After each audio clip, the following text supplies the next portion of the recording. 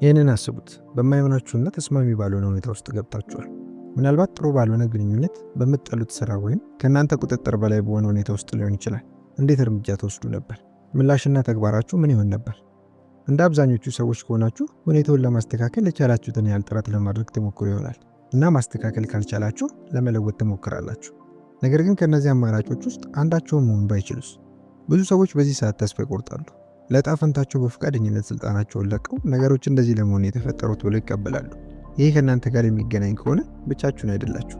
በርካታ ሰዎች ትቶ ከመሄድ ይልቅ በመጥፎ ሁኔታ ውስጥ መቆየትን ይመርጣሉ። ታዲያ ከዚህ የተሻለ መንገድ አለ? ይህን ቪዲዮ ከተመለከታችሁ በኋላ እንዴት ከፍተኛ ዋጋ ያለው ሰው መሆን እንደምትችሉና ራሳችሁን ማስተካከል ወይም መለወጥ በማትችሉበት ሁኔታ ውስጥ ስታገኙ በትክክል ምን ማድረግ እንዳለባችሁ ትረዳላችሁ። ስለዚህ ህይወታችሁን የእውነት ማሻሻል ከፈለጋችሁ እስከ መጨረሻው ድረስ በትኩረት ተከታተሉ። ለዚህ ቻናል አዲስ ከሆናችሁ ለተጨማሪ አስተማሪ አማላይ ቪዲዮዎች ሰብስክራይብ እና ላይክ አድርጉ። ወደ ቪዲዮ እንግባ።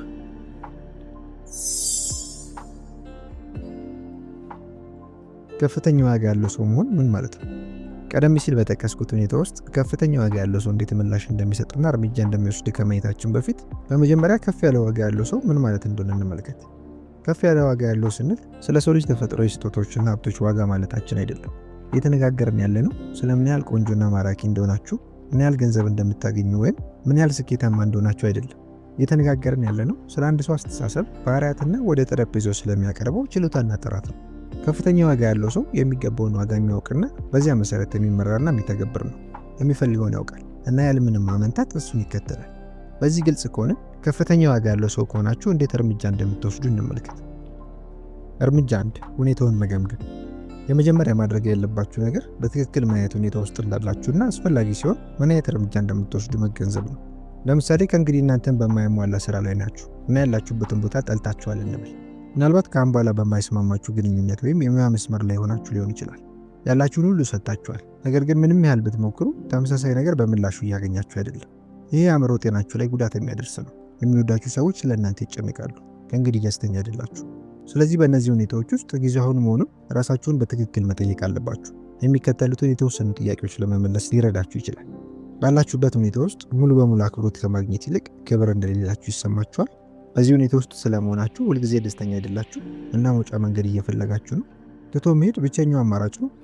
ምላሻችሁ የበለጠ ወደ አዎ የሚያዘነብል ከሆነ ይህ የመልቀቅና የመተው ጊዜው እንደሆነ ግልጽ ማሳያ ነው። ለራሳችሁ ለምኞታችሁና ለፍላጎታችሁ ዋጋ የመስጠት ጊዜው አሁን ነው። ነገር ግን መልሳችሁ ወደ አይደለም የሚያዘነብል ከሆነ ይህ ማለት እናንተ ሙሉ በሙሉ በተለየ ሁኔታ ውስጥ ናችሁ እና እንደዚህ ያሉ ከባድ እርምጃዎችን መውሰድ አያስፈልጋችሁ። ዋናው ነገር እየሆነ ያለውን ነገር ማወቅ ነው። እርምጃ 2፣ ስሜታችሁ እንዲቆጣጠራችሁ አትፍቀዱ። ከፍተኛ ዋጋ ያለው ሰው ለመሆን ስሜታችሁን መቆጣጠር ያስፈልጋችኋል፣ በተቃራኒው አይደለም። እንዴት እርምጃ እንደምትወስዱ የሚሰማችሁ ስሜት እንዲወስን አትፍቀዱ። ከልክ በላይ ከተጨነቃችሁ፣ ከተረበሻችሁ ወይም ከተበሳጫችሁ ማድረግ ያለባችሁ እነዚህ ነው። ትንሽ ጊዜ ውሰዱ። አጸፋዊ ምላሽ ከመስጠት ይልቅ ለስሜታችሁ ትኩረት አድርጉ እና ተገቢውን ምላሽ ስጡ። ስለዚህ ሙሉ በሙሉ ስሜታችሁ ላይ የተመሰረቱ ማንኛውንም ምክንያት ያልሆኑ ውሳኔዎችን አታደርጉ። ውሳኔ የምታደርጉበት ፍጥነት በስሜታዊ ውሳኔ አሰጣጥ ላይም ትልቅ ተጽዕኖ ሊኖረው ይችላል። ቁጣ ወይም ንዴት ትዕግስት ማጣትና የችኮላ ፍርድን ሊያመጣ ይችላል። በተመሳሳይ ደስተኛ ስትሆኑ በወደፊቱ የተስፋና የማረጋገጫ ጊዜ ላይ በምትመሩበት ጊዜ ውጤቱን ሳታስቡ ፈጣን ፍርድና ውሳኔዎችን ልታደርጉ ትችላላችሁ። ሁለተኛ፣ ራሳችሁን መጠበቅና መንከባከብ። ጥሩ መመገብ፣ ጥሩ እንቅልፍ ማግኘት። በቂ ያልሆነ እንቅልፍ ራስን ለመቆጣጠር እንቅፋት እንደሆነ ተረጋግጧል። ይህም ማለት በስሜታዊ ምላሾች ላይ ትንሽ ኃይል ብቻ ሊኖራችሁ ይችላል። በሌላ አነጋገር እንቅልፍ ማጣት ሰዎች ለምክንያታዊ አማራጮችና ውሳኔ ማድረግ ያነሰ የረጅም ጊዜ ማስታወስ ቦታ እንዲኖራቸው ያደርጋል። በተመሳሳይ መልኩ በጤናማ የተመጣጠነ አመጋገብ በመታገዝ በግልጽ ማሰብና የበለጠ ንቁ መሆን እንችላለን። በተቃራኒው ደካማ አመጋገብ ድካምን ያስከትላል፣ ፍርድን ያዳክማል እና የምላሽ ጊዜን ይቀንሳል። ሶስተኛ፣ ዘና የሚያደርጋችሁና የምትወዳችሁን ተግባራት ፈልጉ እና በዕለት ተዕለት እንቅስቃሴያችሁ ውስጥ አካቷቸው። እንዲሁም ለታማኝ ጓደኛ ወይም ለምትወዱት ሰው ውስጣችሁን በማካፈል ስሜትን ለመቆጣጠር አዎንታዊ ግንኙነቶችን መጠቀም እንችላለን። ለዚህም ነው ከጓደኛ ጋር ከተነጋገሩ በኋላ ጥሩ ስሜት መሰማት የተለመደ ይሆን። ስለዚህ ምናልባት በአንድ ነገር ላይ እርምጃ ለመውሰድ ከመወሰናችሁ በፊት ስለሱ መጀመሪያ ከአንድ ሰው ጋር ተነጋገሩ። እርምጃ 3፣ የተለየ አመለካከት ያለው መሆን። አንዳንድ ጊዜ የሚያስፈልጋችሁ ትንሽ የተለየ አመለካከት ወይም አስተሳሰብ ብቻ ነው። ይህ ሁኔታውን ከሌላ እይታ አንጻር ለማሰብ ይረዳል፣ ነገር ግን ቀላል አይደለም። ስለዚህ ምንድነው ማድረግ ያለባችሁ? የአመለካከት ክህሎታችሁን ለማዳበር እነዚህን ደረጃዎች ተከተሉ። መጀመሪያ ያላችሁበት ሁኔታ ከግምት ውስጥ አስገቡ። ታሪኩ ወይም ጉዳዩ ስለምን እንደሆነ፣ በዚህ ጉዳይ ላይ እነማን እንዳሉ፣ በእሱ ላይ ያላችሁን ሀሳብ፣ ምን አይነት እርምጃዎችን ልትወስዱ እንዳሰባችሁና እያጋጠማችሁ ያለውን የግጭት መንስኤ ለመረዳት ጥረት አድርጉ። ቀጥሎ የሚረብሻችሁን ነገር በግጭት ውስጥ ካለው ከሌላኛው ሰው እይታ አንጻር አስቡት። ስለ ግጭቱ ከሱ እይታ አንጻር በማሰብ ወይም በመጻፍ ጥቂት ደቂቃዎችን አሳልፉ። ከዚያ ወደ መጀመሪያ እይታችሁ ተመለሱ። አመለካከታችሁን መቀየር ከቻላችሁ የበለጠ የተሻለ ተግባቢ ያደርጋችኋል እና እንደ ሰው ያላችሁ ዋጋ ይጨምራል። እርምጃ 4 ለራሳችሁ ታማኝና እውነተኛ ሁኑ። ለራሳችን እውነተኛ መሆን ሲባል ሁልጊዜ ግልጽ የሆነና ቀላል ነገር አይደለም። በቀላሉ የምንፈልገውን ነገር ማድረግ ብቻ በቂ አይደለም። ይህ የጥንካሬ የድፍረትና የሚዛናዊነት ጉዳይ ነው። ለሌሎች እንደምናደርገው ሁሉ ራሳችንን ማክበር ነው እና ይህ አንዳንድ ጊዜ አስቸጋሪ ግጥምጥሞች ሊሆን ይችላል። ምክንያቱም እኛ ሁልጊዜ ደህንነት በሚሰማን ተቀባይነትና ስልጣን በሚሰጠን ሁኔታ ውስጥ አይደለንም። ስለዚህ ይህንን ለማድረግ ለምትሰጡት ምላሽና እርምጃ ኃላፊነቱን መውሰድ አለባችሁ። ስሜታችሁን አክብሩ። ለራሳችሁ እውነተኛ ሁኑ። በትዕግስት የደፋር ውሳኔዎችን አድርጉ። ሰዎችን ለማስደሰት ቅድሚያ አትስጡ።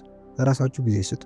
አንድ የእነዚህ ነጥቦች መለማመድና መተግበር ስትጀምሩ ለራሳችሁ ታማኝና እውነተኛ ወደ መሆን ህይወት ትሄዳላችሁ። እርምጃ 5 ራስን ይሄ ይጠቅመኛል ብሎ መጠየቅ። አንድ ነገር ከአሁን በኋላ እንደማይሆናችሁ ወይም የማይጠቅማችሁ መሆኑን ለመለየት ብዙ መንገዶች አሉ። አንዳንዴ በጣም ጠንካራው መንገድ የአንጀት ስሜት ወይም ደመነፍስ ነው። ሌላ የማዋቂያ መንገዶች ደስታን ወይም ትርጉም የማይሰጣችሁ ከሆነ ነው። ለምሳሌ የሥራ መስካችሁ በምታደርጉት ነገር ካልተደሰታችሁና ለእናንተ ትርጉም የማይሰጣችሁ ከሆነ ትቶ ወደፊት ለመቀጠል ዝግጁ ናችሁ። ምናልባት ስራችሁ መጥፎ ስሜት እንዲሰማችሁ ያደርጋችኋል። ለምሳሌ ስራችሁ እናንተ መሆን የማትፈልጉትን አይነት ሰው እንድትሆኑ ይጠይቅ ይሆናል። ይህም ቀይ ካርድ ምልክት ነው እና እናንተ ለማድረግ የሚያሰጋችሁ ነገር ከሆነ ወይም ያለሱ ስለ ወደፊታችሁ ማለም ጀምራችሁ እንኳን ከሆነ እነዚህ ሁሉ ጠንካራ አመልካቾች ናቸው እና አንዳንድ ለውጦችን ለማድረግ ጊዜው ሊሆን ይችላል። በማትፈልጉት ህይወት ውስጥ ራሳችሁን አታጥምዱ። ስለዚህ ስላላችሁበት ሁኔታ በዚህ መንገድ እየተሰማችሁ ራሳችሁን ካገኛችሁት መልሱን አግኝታችኋል። እርምጃ 6 በሁኔታው ላይ ቁጥጥር ማድረግ። አብዛኞቹ ሰዎች የውጫዊ ሁኔታዎች ውጤት ነን የሚል በእድል የማመን እምነት አላቸው። ይህ ከተጠያቂነት ሸክም፣ ከውሳኔ ማድረግ ሸክም ይገላግላቸዋል። ወደሚስብ የመኖር ድንዛዜ ውስጥ ሰምጠው እንዲቀሩ ያደርጋቸዋል። እናንተ ከምታስቡት በላይ ኃይለኛ፣ ከምታውቁት በላይ ደፋር ናችሁ። እጣ ፈንታችሁና ማንነታችሁን ለውጭ ኃይሎች በማቅረብ ራሳችሁን በጭራሽ ባጭሩ አታስቀሩ። በራሳችሁ የማድረግና የመምረጥ ችሎታችሁን በጭራሽ ዝቅ አድርጋችሁ አትገምቱ። እርምጃ 7 ምክንያታዊ ውሳኔዎችን አድርጉ።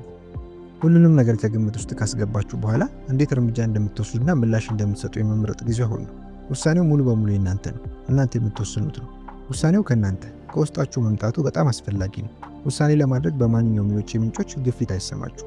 ስራችሁን መቀየር፣ ግንኙነታችሁን ማቆም ወይም ከማንኛውም መርዛማ ሁኔታ መውጣቱ የሚሆን የምትወስኑት እናንተ መሆን አለባችሁ። ህይወታችሁን ሌሎች እንዲያዙትና እንዲመሩት አትፍቀዱ። ግን በተመሳሳይ ጊዜ እናንተ በምትፈልጉት ነገር በጣም እርግጠኛ መሆን አለባችሁ። እርምጃ 8 ይቅር ማለትና መርሳት።